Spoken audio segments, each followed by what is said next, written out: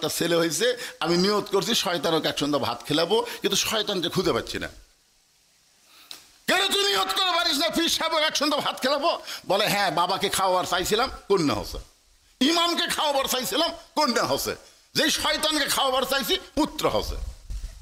বাবার হাতে এক লাঠি ছিল, মারছে বাড়ি। ওই বাড়ি খায় আসতেছে, আস্তে আস্তে রাস্তার মধ্যে ইমামের সাথে দেখা। ইমাম বলতেছে ভাই কোথায় গেছিলেন? বলে বাবার দরবারে। কেন? বলে শয়তানের খোঁজে। খোঁজ তো দিবার পারলো না, লাঠিতে মারলো বাড়ি।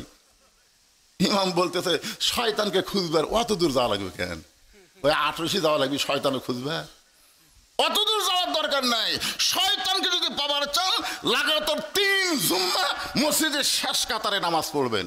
আপনি খালি খেয়াল করে দেখবেন সবার শেষে আসে কে, সবার আগে যায় কে। সবার শেষে আসবে, সবার আগে যাবে। একই লোক যদি লাগাতার 3 জুম্মা এই আমল করে, তাহলে বুঝবেন উনি শয়তান।